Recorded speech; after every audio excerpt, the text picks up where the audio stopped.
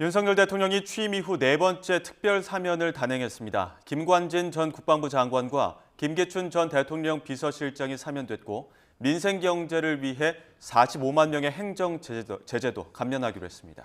윤 대통령은 또 의사 인력 확대는 늦출 수 없는 시대적 과제라면서 의료계 협력을 당부했습니다.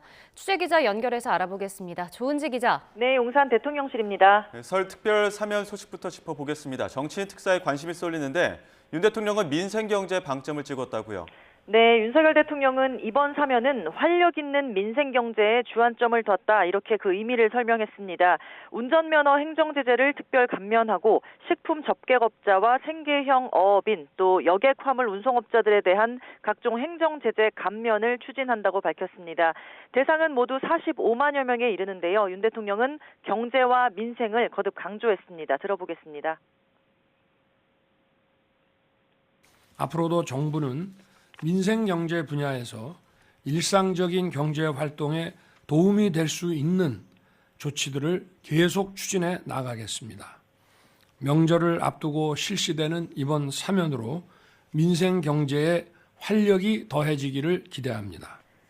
윤 대통령은 경제인 5명, 정치인 7명도 이번 특사 명단에 포함됐다고 밝혔습니다. 조금 전 법무부가 발표한 명단을 보면 군 댓글 공작에 연루된 대통령 직속 국방혁신위원회 부위원장인 김관진 전 국방부 장관과 문화계 블랙리스트로 실형을 선고받은 김기춘 전 대통령 비서실장이 사면됐습니다.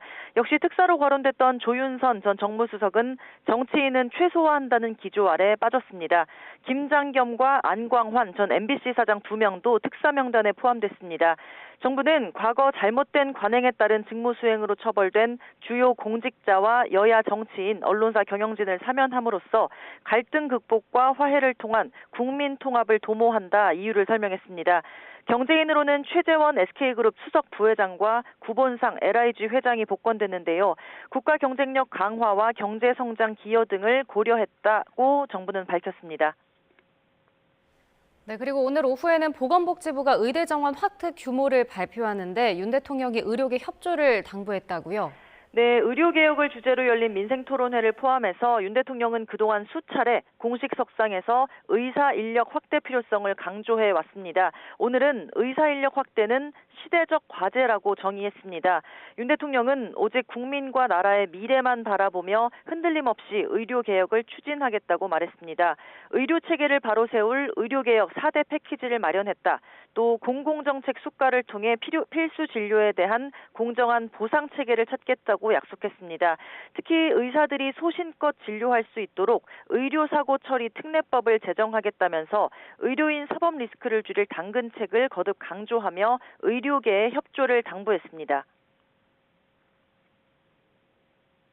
국민의 건강과 생명을 지키기 위해 의사 인력 확대는 더 이상 늦출 수 없는 시대적 과제입니다.